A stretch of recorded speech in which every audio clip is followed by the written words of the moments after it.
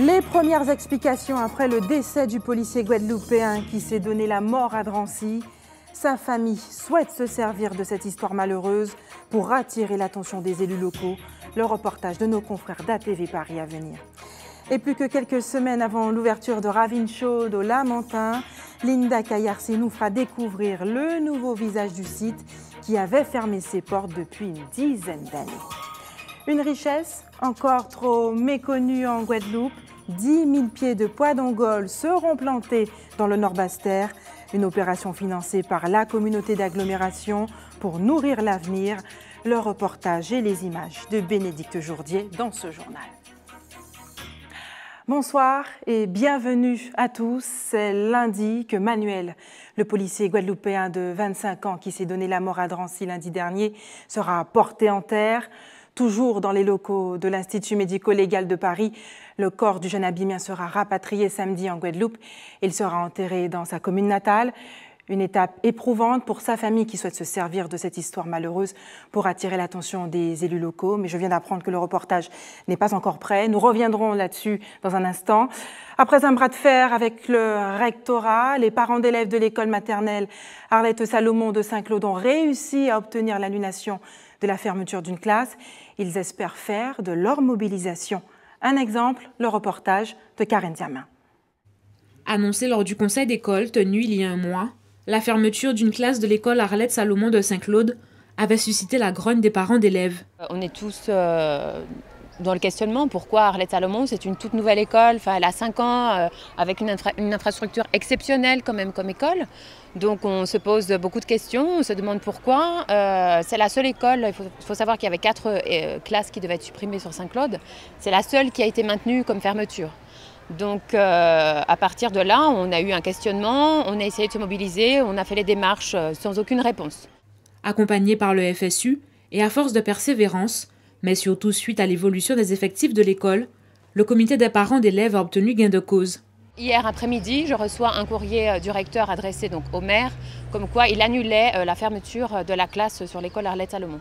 Donc on a vraiment maintenu à se mobiliser quand même aujourd'hui pour montrer aux parents d'élèves de toutes les écoles qui doivent fermer, donc il y a des fermetures de classes qui vont encore se faire, il y en a 48 sur la Guadeloupe, que c'est possible, qu'il faut se mobiliser, qu'il faut être présent, qu'il faut être là. Pour nos enfants, l'avenir de nos enfants, le surcharge de classe, c'est pas possible, les classes à triple niveau, c'est pas possible. Il faut montrer qu'on est là, qu'on est présent et que voilà, tout est possible. On a réussi à avoir l'annulation de cette fermeture de classe, donc pourquoi pas dans vos écoles? Mais avec un arrêté du recteur annonçant la fermeture prochaine de 49 classes, dont 45 postes de remplaçants titulaires, l'annulation de la fermeture de classe a moins fière allure pour le syndicat qui accuse le coup. Moi, je ne suis pas à comptabiliser le nombre de réouvertures que nous pourrons obtenir.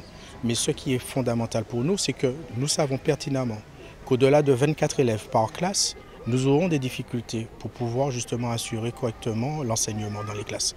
Nous avons énormément d'enfants en difficulté. Ce qui nous importe le plus, c'est faire de telle façon que chaque fois qu'une ouverture est nécessaire, qu'on puisse l'obtenir.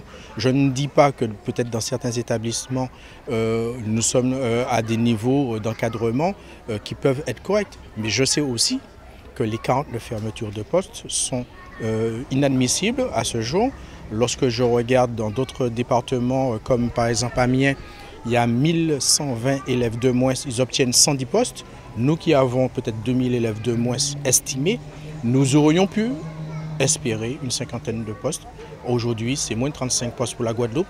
Il faut que l'ensemble de la population, il faut que l'ensemble des parents d'élèves, des collègues se mobilisent pour qu'on puisse obtenir enfin satisfaction. Avec une qualité d'enseignement qui risque de régresser pour la rentrée 2016-2017, le FSU reste mobilisé et continue d'accompagner les parents quant au devenir de leurs enfants. Et je vous propose de regarder maintenant le reportage consacré au policier guadeloupéen qui s'est donné la mort à Drancy la semaine dernière. Sa famille souhaite se servir de cette histoire malheureuse pour attirer l'attention des élus locaux. Éric Dupuis, d'ATV Paris. Paris, un univers parfois impitoyable pour les gardiens de la paix originaires d'outre-mer. Le Guadeloupéen de 25 ans qui s'est donné la mort lundi à Drancy devait être titularisé en début d'année. C'est le 5e suicide de fonctionnaire de police d'Omiens reconnu en moins de 10 ans. Alors ce jeudi, son frère a décidé de témoigner lors d'une rencontre à l'antenne du Conseil régional de Guadeloupe. On savait qu'il n'allait pas bien, il le disait souvent. Il y avait un mal-être, que le manque d'Européens aussi jouait beaucoup.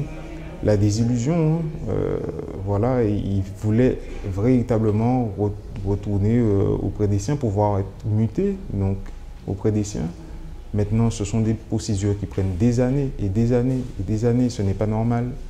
Manuel était en fin de stage au dépôt du Palais de justice de Paris, un service réputé pour sa dureté, où souvent les jeunes policiers débutent. Déjà en étant policier c'est difficile, mais dans le service unitaire c'est encore plus difficile. Après que tu aies quelques difficultés au travail, quelques problèmes au travail, peut-être pas suivis par la hiérarchie ou peut-être mal encadré ou je sais pas, où personne ne voit que tu as besoin d'aide, mais au final on arrive à l'irréparable. Pour éviter un drame prochain, des représentants policiers ont rencontré les collaborateurs des députés Harry Chalus et Jean-Philippe Nilor pour trouver des mesures concrètes. On demande à ce qu'il y ait, en termes de suivi psychologique, une cellule indépendante du ministère de l'Intérieur vers laquelle les fonctionnaires puissent se tourner. On demande également que soit pris en compte vis-à-vis des fonctionnaires domiens cet éloignement. Les propositions seront étudiées par les élus qui pourront dès lors interpeller directement le ministre de l'Intérieur.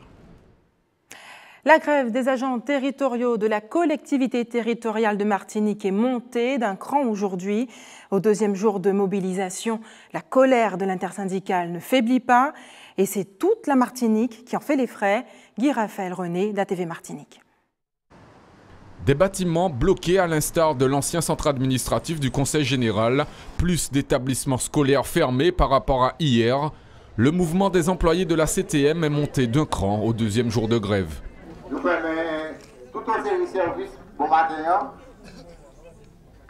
Nous, l'établissement scolaire qui rejoint le mouvement, donc nous avons une dynamique. Depuis hier, pièce contact entre les élus et les représentants des organisations syndicales. Nous sommes obligés de monter en puissance puisque nous avons donné une alerte hier sans avoir pu déclencher de réactions de la part de la collectivité et de tentatives de nous rencontrer. Il y a un communiqué qui a été lancé ce matin par le président du conseil exécutif et par M. Francis Carole. Nous trouvons que ces communiqués-là ne sont pas très engageants pour pouvoir permettre qu'un dialogue vraiment s'instaure. Ce matin, c'est par voie de presse que les grévistes ont pris connaissance de l'injonction du président Marie-Jeanne qui demande le déblocage des établissements scolaires.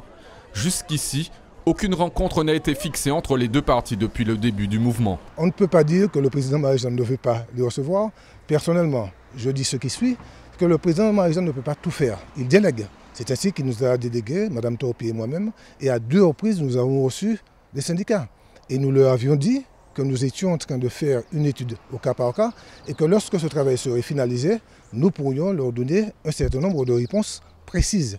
Et ces réponses précises sont apportées. Ils ont considéré qu'il fallait absolument faire grève. C'est leur droit, je n'ai pas à leur dire de faire ou de ne pas faire grève. Mais je dois dire de manière responsable qu'il ne faut pas pénaliser les élèves martiniquais, il ne faut pas pénaliser les lycéens, il ne faut pas pénaliser les usagers de la CTM. Si les élus ne contestent pas la légitimité de cette grève, du côté des syndicats, on compte bien aller le plus loin possible dans l'intérêt des 200 personnes concernées par le non-renouvellement des contrats. En Guyane, les étudiants du BTS Commerce International du lycée Léopold Helfort de Mana ont reçu la visite de chefs d'entreprise la semaine dernière. Une rencontre qui devrait déboucher sur un parrainage professionnel pour ces jeunes. C'est ce que nous explique Cédric Ross d'ATV Guyane. Élèves, professeurs et chefs d'entreprise. C'était jeudi 7 avril, au lycée Léopold Helfort de Mana, que cette réunion a eu lieu. Un premier contact avec le milieu professionnel pour ces étudiants du BTS Commerce International. Bienvenue au lycée de Mana. C'est avec une grande curiosité que je découvre ça, mais en même temps, c'est un aspect qui me paraît tellement important aujourd'hui pour avoir des jeunes bien formés qui cadrent bien au monde de l'entreprise. Voilà, donc en tout cas, moi, j'essaierai de faire de mon mieux pour pouvoir justement donc, leur expliquer un petit peu le monde de l'entreprise et véritablement ce qu'on attend d'eux. Alors, on va dire que c'est l'ADN de l'établissement. Le projet de l'établissement est construit comme ça. On ancre toute notre activité pédagogique dans le réel. C'est-à-dire que, pour parler comme pour les enfants, on ne travaille pas pour de faux, on travaille pour de vrai. Donc on est absolument attentif à ce que nos formations professionnelles, c'est vrai au lycée professionnel pour les CAP, les bacheliers professionnels, c'est aussi vrai pour les étudiants de BTS, on les fait travailler en vrai avec des études de cas réelles. Les objectifs de cette journée, c'est promouvoir le BTS. C'est une jeune formation qui est née en fait l'année dernière et nous avons souhaité accueillir des professionnels, des responsables d'entreprise, des institutionnels aussi, pour justement accompagner cette formation. Une occasion pour l'établissement de tisser des liens avec le monde de l'entreprise et une collaboration riche en perspectives d'avenir pour les élèves. C'était une volonté de François Hollande, lancer un grand plan numérique pour l'école pour la rentrée 2016. En Guadeloupe, quelques établissements ont testé le dispositif. Ce matin, des élèves d'enseignement adapté au Collège du Rézé ont reçu des tablettes, un cadeau numérique pour mieux apprendre à l'école. Un reportage signé Isabelle Hameau. Une fois par semaine, ces collégiens abandonnent leurs cahiers et travaillent sur un écran tactile pour mieux apprendre. Ces 3 élèves en classe d'Ulysse présentent des troubles cognitifs, c'est-à-dire des troubles de la mémoire. Avec cette tablette, ils travaillent sur un exercice leur permettant de mieux la développer. Il s'agit d'associer un numéro à un animal. Ensuite, cet exercice a pour objectif donc, de travailler la mémoire immédiate, la mémoire de travail, puisque ce sont des enfants qui ont des troubles des fonctions cognitives. Cette application travaille directement les difficultés et agit sur la fonction mémoire. C'est un exercice très intéressant parce qu'il est graduel. Il va de facile, normal, difficile et très difficile. Donc l'enfant peut voir ses progrès lui-même, donc très valorisant pour ses élèves. Des exercices adaptés, mais pas toujours faciles. C'est un peu difficile à mémoriser les chiffres sur les dessins. Je sais que ça m'aidera plus tard. Selon les enseignants, cette salle est un lieu d'expérimentation pour tous les collégiens. Comme ceux en classe d'Ulysse, ces élèves de 4e général s'exercent à des activités ludiques. Elodie, par exemple, enrichit son vocabulaire en anglais à partir de mots mêlés. Les mots mêlés, donc d'avoir plus de l'organisation dans les mots. Et au fur et à mesure, je peux choisir ce que je veux, c'est-à-dire le sport, etc. Donc je choisis aussi le monde dans lequel je me sens le mieux. Et c'est agréable et instructif. Un nouveau rapport au travail pour cette génération numérique. Un apprentissage devenu plus ludique d'après ce professeur de mathématiques. Nous construisons les connaissances généralement dans le cadre de l'enseignement en commun. Donc en grand groupe, en salle, enseignement standardisé. Mais lorsque nous arrivons dans l'espace numérique, on sent que l'élève a un rapport aux apprentissages il est beaucoup plus motivé. Il y a vraiment ce rapport au cognitif qui est vraiment beaucoup plus intéressant pour lui. Et il a vraiment l'impression d'ailleurs, et je me rallie à cette idée, moins on voit un professeur au tableau, mieux ça vaut en ce moment, parce qu'à travers l'écran, l'approche tactile, la disponibilité que les outils qui se trouvent sur le web par exemple, il peut aller se servir comme un libre service. Il est vraiment dans le développement de son autonomie. Des tablettes ont été délivrées à d'autres élèves de l'établissement. Depuis la rentrée, chaque enseignant de ce collège s'engage à tenter l'expérience du numérique dans sa matière. Ici, l'enjeu du numérique est aussi d'éduquer chaque élève à Internet pour l'aider à développer son sens critique. Autre moyen pour encourager les élèves, celle de leur inculquer le goût de l'effort et de l'endurance. L'Académie de la Guadeloupe met en place la semaine de la persévérance scolaire du 11 au 15 avril. Au Collège de Sainte-Anne, les élèves ont créé leur propre quotidien. Eugène Hebdo, en référence au journal satirique. Nathalie Dinan et Moïse Dexter ont assisté au bouclage de leur dernière édition. Regardez. Rendre compte de la semaine de la persévérance à travers les mots, c'est le contenu du prochain numéro du journal Eugène Hebdo. Réalisé par les collégiens de Sainte-Anne, il sera diffusé dans toute l'académie. Un 7e numéro, une édition spéciale de 51 pages. La classe travaille toute l'année sur un journal, une publication qui s'appelle Eugène Hebdo, qui est une publication numérique que nous faisons sur Calaméo et qui est aussi sur l'interface de l'établissement. Les élèves ont donc été mobilisés pour une édition spéciale dans le cadre de la semaine de la persévérance scolaire, ont été dispatchés dans tout l'établissement, ils ont fait leur reportage, rencontré les différents ateliers qui ont été validés et financés par la MDLS, la mission de lutte contre le décrochage scolaire, qui est très active et présente au collège. Cet établissement avec un peu plus de 1000 élèves inscrits n'est pas réellement concerné par le décrochage scolaire. Cependant, la communauté, très investie, fait de la prévention auprès des plus fragiles qui seraient susceptibles de déraper. Eugène Hebdo y contribue. Avec Linda Boustani, à la suite des événements de Charlie Hebdo, on avait créé une édition spéciale. C'est venu d'eux. On a créé le journal Innocent, donc de Eugène Hebdo. Et puis ça a commencé modestement, on avait très envie toutes les deux de continuer l'aventure. Donc nous avons poursuivi avec un projet à plus grande ampleur, une classe à laquelle on a proposé donc de prendre en charge le journal pendant une année scolaire, s'initier aux règles du journalisme, à la déontologie, écrire différemment, surtout travailler différemment. Ce journal demande un gros investissement de la part des 2 professeurs coordonnateurs et des élèves. Ils fabriquent souvent ce mensuel en dehors de leurs heures de cours, alors ne ratez pas le dernier numéro, tous leurs articles, interviews, rubriques culinaires, cinéma, métiers à découvrir et le dossier spécial sur la semaine de la persévérance. Et le coût de la vie est plus élevé dans les départements d'outre-mer que dans l'Hexagone. L'INSEE vient de publier une nouvelle étude qui l'atteste. Elle a également mesuré les écarts de prix réels. Éric Place, bonsoir.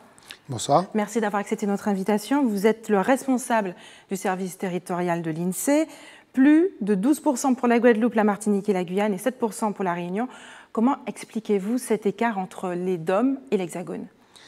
Alors cet écart, il est mesuré en fait à la fois en fonction des habitudes de consommation des ménages guadeloupéens. Et c'est une valeur, donc 12,5% d'écart entre la Guadeloupe et la métropole, qui résulte à la fois d'une mesure en se disant un Guadeloupéen, s'il allait en métropole en conservant ses habitudes de consommation guadeloupéennes, combien il économiserait. Il économiserait 7%, 7,5%. Et à l'inverse, un métropolitain qui irait en Guadeloupe en gardant les habitudes de consommation métropolitaine, eh ben lui, il aurait une dépense supplémentaire de 17%. Donc on le voit, 7% d'un côté, 17% de l'autre. L'écart moyen, il est de 12%. Et donc c'est un écart moyen qui est à peu près le même entre la Guadeloupe, la métropole, et puis avec la Martinique, la Guyane. On constate quand même des inégalités frappantes, notamment pour certains postes de dépenses. L'alimentation, plus chère de 33% pour la Guadeloupe. Alors c'est ça, c'est le poste de consommation où l'écart est très important, 33% en écart global, et ça va même jusqu'à 42% quand on regarde uniquement le panier métropolitain. Comment a été réalisée cette étude ? Donc cette étude, elle a été réalisée, c'est une étude ponctuelle qui est réalisée toutes les 5 ans. Elle a été réalisée en 2010, donc dans un contexte après les événements sociaux. Et là, en 2015, c'est une étude qui est réalisée à la fois en métropole, avec 90 000 relevés sur la métropole, et puis entre 4 000 et 6 000 relevés dans chaque DOM. Donc c'est des enquêteurs de l'INSEE qui sont allés relever des prix en essayant d'avoir le produit le plus proche en Guadeloupe et en métropole. Quelle serait la conséquence de cette étude sur la prime de vie chère, par exemple, qui est au centre des débats actuellement ? Alors bon, ça ne revient pas à l'INSEE de le dire. Mais quel pourrait être cet impact ? En fait, l'INSEE est là pour apporter des éléments dans le débat public et aux acteurs publics. Et ensuite, les conséquences, ça relève vraiment des politiques. Autre point noir, celui de la santé et de la téléphonie. Alors voilà, la santé, c'est aussi un un poste de consommation où il y a des écarts qui sont importants, en raison en particulier d'un arrêté avec un coût des médicaments qui est plus élevé en Guadeloupe. La téléphonie aussi, il y a un écart de concurrence qui est assez net, une concurrence qui a été beaucoup accrue en métropole et donc des prix qui ont baissé en métropole. Par contre, en Guadeloupe, on n'a pas encore cette concurrence-là. On a l'impression que vraiment tout est cher, tout est beaucoup plus cher dans les DOM. Y a-t-il un poste de dépense qui se rapproche des prix exercés en France hexagonale ? Alors oui, il y a certains postes qui sont assez comparables, en particulier sur le logement. Comme on compare avec l'ensemble de la métropole, donc région parisienne comprise, sur ce poste-là, on a un écart très faible. Les transports aussi ont un écart faible. Et les carburants ? Alors voilà, les carburants, c'est un écart qui n'est pas si élevé que ça. Maintenant, sur le poste transport, on a une différence entre, d'une part, les pièces détachées, par exemple, de véhicules, où là, l'écart est très important, et par contre, la main-d'œuvre pour réparation de véhicules, où là, l'écart est moindre. Et le gazole, les carburants à proprement parler ? Oui, alors il y a un petit écart sur les carburants à proprement parler, qui n'est pas très important. Après, c'est surtout un lissage des prix en Guadeloupe par rapport à la métropole, où les prix sont libres et non administrés. Merci de nous avoir éclairés sur ce point. Tout de suite, des graines pour nourrir l'avenir. 10 000 pieds de pois d'Angole ont été distribués mardi dernier aux agriculteurs par l'UDCAG et la SICA à Cagnard-de-Basse-Terre.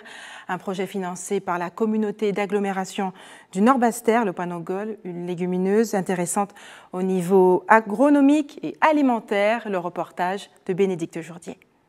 Le pois d'Angole, appelé chez nous pois d'ibois, est l'accompagnement classique de Noël.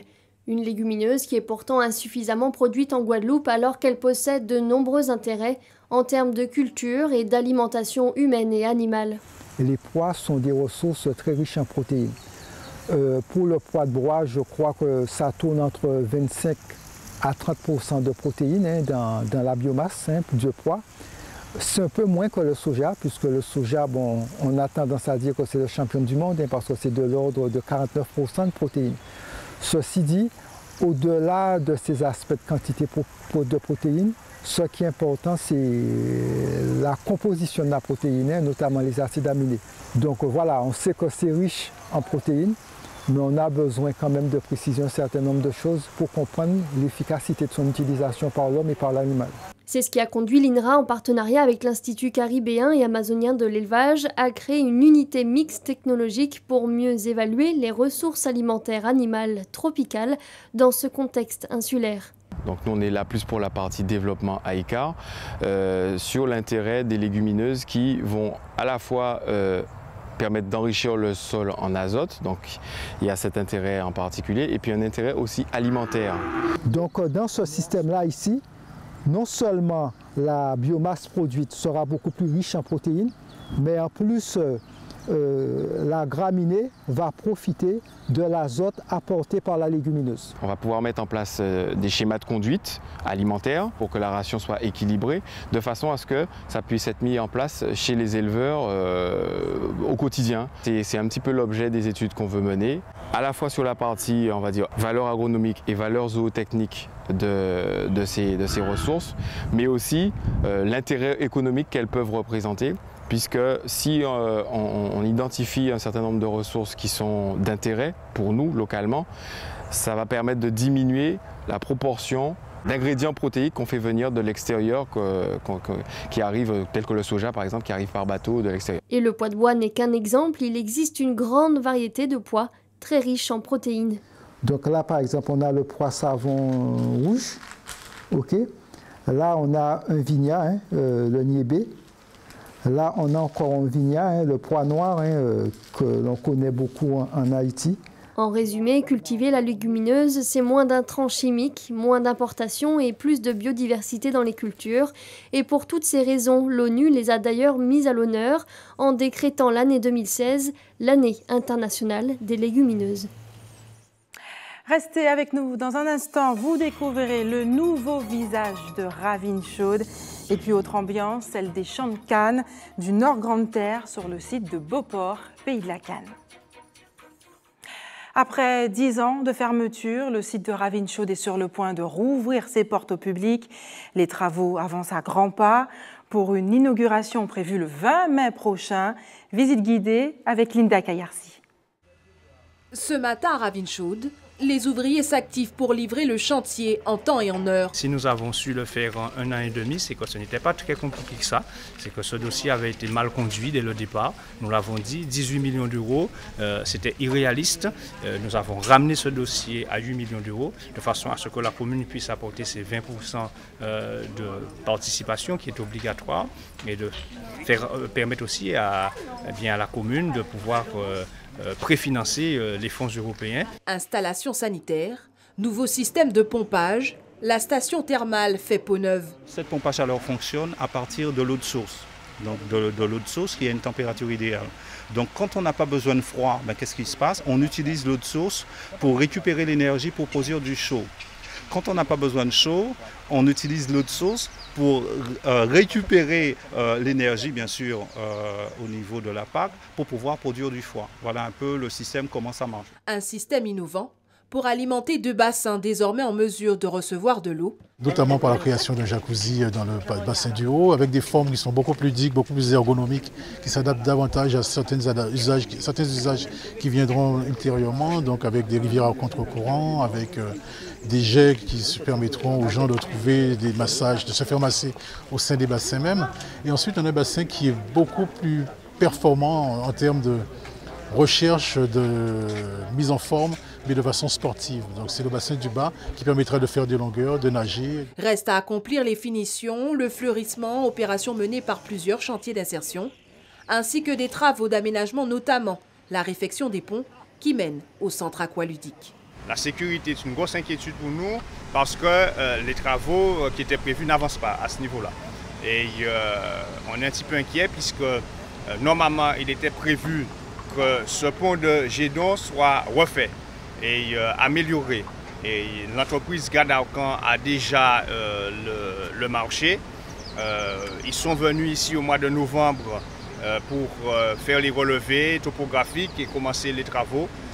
Il y a 800 000 € qui a été normalement attribué par la région Guadeloupe depuis 2015 pour pouvoir commencer à réaliser ces travaux. Le marché a déjà été attribué à l'entreprise Gadarcan. Malheureusement, les travaux ne commencent pas. En attendant, l'inauguration de Ravin Chaude est prévue le 20 mai prochain. 10% des terres de notre archipel ont été détruites ces dernières années, des centaines d'hectares remplacés par des routes, des habitations ou des zones d'activité. Pour lutter contre ce phénomène appelé l'artificialisation des terres agricoles, la commission départementale de consommation des espaces agricoles a été créée en 2012. Vincent Fauché, bonsoir. Bonsoir. Merci d'avoir accepté notre invitation. C'est moi qui vous remercie. Vous êtes le directeur de l'alimentation, de l'agriculture et de la forêt de la Guadeloupe, la DAF. Vous pilotez également cette commission dont la mission a été élargie au mois de janvier aux espaces naturels et forestiers. J'ai cité tout à l'heure le chiffre de 10% de terres émiettées. Est-ce que ce phénomène s'est-il accru ? Alors, pour bien comprendre le problème, il faut malheureusement revenir à quelques chiffres. La superficie de la Guadeloupe, et je prends des chiffres très arrondis, c'est de l'ordre de 163 000 hectares. Là-dessus, il y a à peu près 52 000 hectares de terres, de sols agricoles. Il y a à peu près 92 000 hectares de sols naturels, dont à peu près 70 000 hectares de forêts. Et puis, il y a 18 000 hectares de sols dits artificialisés. Là-dedans, on distingue les sols qui sont consacrés au bâti, au logement, à peu près 6 500 hectares, et le reste, 10 500 hectares, ça correspond à tout ce qui est route, parking, etc. Donc des sols artificialisés qui sont perdus pour l'agriculture. Pour poursuivre la démonstration de l'intérêt de se préoccuper de ces questions, il faut savoir que la superficie agricole des exploitations agricoles est de l'ordre de 32 000 hectares, donc les superficies qui sont sur les exploitations qui ont une pratique agricole courante. Ça veut dire qu'il y a un différentiel de 20 000 hectares qui sont des sols agricoles et qui sont qu'on ne retrouve pas dans les superficies exploitées par les exploitations agricoles. Si on ne fait rien nous constatons un rythme de consommation des espaces agricoles de l'ordre de 600 à 700 hectares tous les ans qui sont perdus. Au profit de quoi? Au profit de l'artificialisation, d'une part, qui progresse, elle, à hauteur de 350 hectares par an, et au profit, effectivement, des espaces naturels qui sont constitués par des friches, qui se boisent progressivement, et on va vers un retour à la forêt. Donc, si on ne fait rien, un rapide calcul montre qu'en 30 ans, effectivement, c'est 20 000 hectares qui sont potentiellement intéressants pour développer et répondre aux attentes de la population en matière alimentaire, pour répondre aux aménités dans le domaine effectivement de la vie des territoires, de la vie des filières, de la biodiversité, de l'eau, du climat, etc. Tous ces enjeux connexes, il est extrêmement important de se préoccuper et de trouver les moyens de la préserver. D'où l'action de cette commission. Comment trouver l'équilibre entre les espaces à préserver et finalement les espaces à exploiter? Parce qu'il y a aussi des urgences. La construction de logements sociaux, on en a également besoin, c'est indispensable. Vous avez tout à fait raison, c'est toute la complexité effectivement du travail de cette commission. Et c'est bien la raison pour laquelle la meilleure réponse, elle se doit d'être basée sur une réflexion le plus en amont possible. C'est le travail de planification que font les communes quand elles élaborent leurs documents d'urbanisme. Donc là, il faut travailler avec les communes pour faire en sorte que les projets de logement social auxquels il faut répondre pour les besoins de la population, par exemple, soient économes en espace, que si possible, ils ne se positionnent pas systématiquement sur les bonnes terres agricoles. C'est souvent plus facile d'aller sur les bonnes terres agricoles que sur d'autres espaces. Pour autant, il faut les préserver. Donc il faut trouver des compromis. Le cas échéant, mettre en place des mesures de compensation. Je prends un hectare, j'en redonne un autre à l'agriculture, qui était auparavant prévu à l'urbanisation, ce genre de choses. Travailler en amont, et puis après, effectivement, être tout à fait présent sur les demandes d'urbanisation qui doivent pouvoir intervenir dans des espaces prévus à cet effet, mais pas sur les espaces agricoles, sauf quand il s'agit de bâtiments dédiés aux exploitations agricoles pour le bénéfice de l'exploitation agricole. Alors, les premiers gendarmes, ce sont les maires, les mairies. Ils doivent veiller à la construction d'habitations légales sur leur territoire. Est-ce que vous travaillez de concert avec les collectivités pour justement que ce soit respecté en Guadeloupe? Bien sûr, vous avez raison de rappeler que la police de l'urbanisme appartient aux maires. Et donc, c'est tout naturellement qu'évidemment, on travaille avec eux. Comme je vous l'ai dit, en amont. Donc, eux élaborent leurs propositions. Et puis, on discute avec eux. On finit par tomber sur des terrains d'accord qui permettent d'avoir cet équilibre un petit peu à long terme, si vous voulez. Il faut forcément raisonner à long terme, sinon l'émiettement, le grignotage, le mitage, en fait, tous ces phénomènes se traduisent par une disparition pure et simple et irréversible, souvent irréversible, des terres agricoles et des espaces naturels qui ont aussi toute leur importance en matière de préservation de la biodiversité, etc. C'est extrêmement important de se préoccuper de ces questions. D'autant plus que nous sommes sur un archipel et forcément, on est sur une surface qui est finie. Vous examinez plutôt près de 200 demandes d'urbaniser chaque année. A-t-on gagné des espaces naturels? Alors, le calcul est un peu compliqué, mais en gros, ce qu'on peut dire, c'est que sur 3 ans, on a réussi par cette action-là, vous avez raison de rappeler, c'est de l'ordre à peu près de 200 dossiers que nous instruisons, on a réussi à préserver de l'ordre de 540 hectares sur les 3 premières années, et on espère effectivement continuer et progresser, et c'est la raison pour laquelle il faut tout à fait rappeler, nous l'avons fait récemment, rappeler aux maires qu'il est important qu'ils saisissent, qu'ils utilisent cette commission qui fait un travail avec eux, qui ne fait pas un travail contre eux, qui le fait avec eux, de telle façon à ce que cet objectif commun de préservation de ces espaces, très important et très majoritaire, vous le voyez sur la Guadeloupe, soit assuré le mieux possible. Merci d'avoir répondu à nos questions. C'est moi qui vous remercie. Il s'agit d'une véritable ouverture pour l'Église catholique. Le pape François a exhorté l'Église à ne plus condamner les couples qui ont divorcé. Vous, que pensez-vous de sa position? Vos réactions recueillies par Bénédicte Jourdier. Pourquoi pas? La foi, ça ne se discute pas. Il y a des gens qui ne sont pas croyants qui font n'importe quoi. Si ceux-là ils sont croyants, ils veulent repasser devant le prêtre, pourquoi pas? Pourquoi pas? Parce qu'après, sinon, on revient à pas mal de choses. Pourquoi le divorce? Pourquoi tout ça de choses? Donc il y a déjà une situation, mais ça, c'est chacun avec sa conscience. Si on divorce, vous trouvez que c'est bien? de donner le droit de communier, c'est pas normal. Il faut être marié pour communier. Mais le choix du pape, il est bien, il est judicieux, quoi.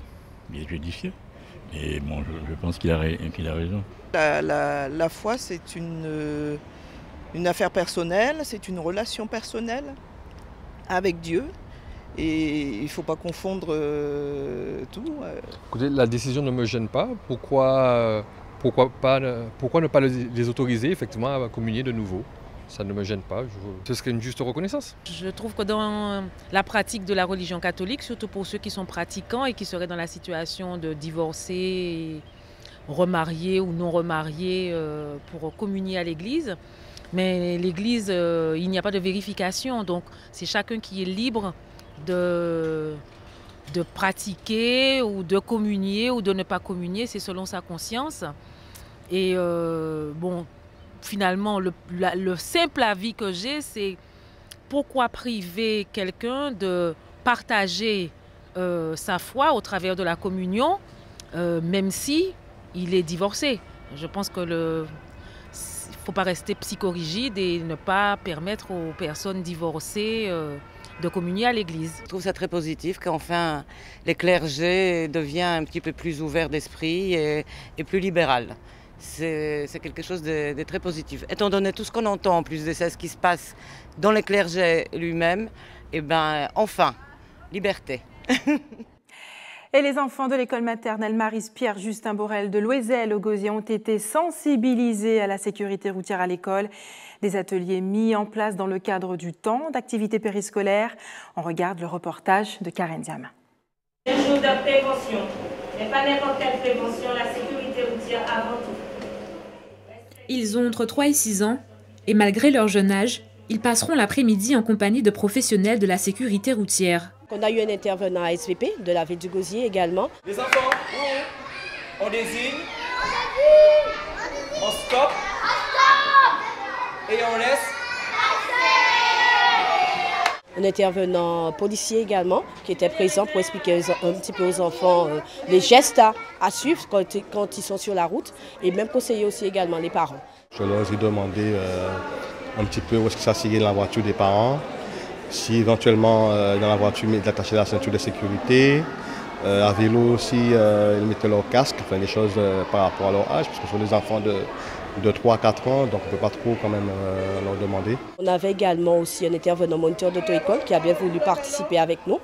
Quand vous êtes piéton là et que vous voulez traverser, vous restez sur le trottoir comme ça, les véhicules ne savent pas si vous voulez traverser. Il faut demander le passage. Comment? En mettant un pied, je ne dis pas juste un pied sur la chaussée. Vous êtes sur le trottoir, vous mettez un pied.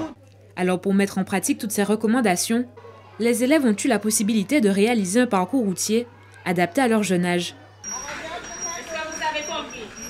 Là, il y a quoi comme panneau? Un stop. On fait quoi? On s'arrête. Il n'y a pas de piétons qui veulent traverser? On y va, on redémarre. Arrivé ici, on met un pied sur la voiture. On met un pied, voilà. Il s'arrête. Il faut s'arrêter. Voilà. Alors là, on fait quoi? On s'arrête? Non, on les laisse traverser. On peut traverser. On y va, nous on traverse. On traverse. Une méthode qui leur aura permis de retenir l'essentiel. J'ai appris que quand on voit un stop et des gens, on doit s'arrêter. J'ai appris les panneaux et j'ai appris aussi quand on doit tourner et quand on doit aller tout droit. Franchement, c'est une très bonne idée. Surtout aussi jeunes, comme ça, très tôt, ils apprennent à faire attention sur la route. Et, franchement, c'est une très bonne idée. Je suis très satisfait. On a dit qu'on doit marcher sur le poteau, mais quand il y a une voiture qui passe sur la route, alors on peut se faire écraser. Et à l'initiative de ce moment de sensibilisation, une animatrice de l'ADEJ, particulièrement touchée par l'actualité meurtrière de nos routes. Depuis septembre, c'est un projet qui me tenait à cœur. Avec tous les accidents qu'on voit, je travaille avec les tout-petits et c'est pour qu'ils soient vraiment acteurs de ce que je fais. Je voulais sensibiliser les enfants pour qu'ils soient plus qu'ils aient moins de danger, qu'ils soient plus acteurs, même avec leurs parents, sur les routes, et qu'ils soient des bons citoyens de demain. Avec cet après-midi de sensibilisation à destination des plus jeunes, la ville du Gosier a souhaité nous rappeler que face à la sécurité routière, nous sommes tous responsables. C'est la fin de notre édition locale et régionale. Dans un instant, question directe présentée par Eddy Planté.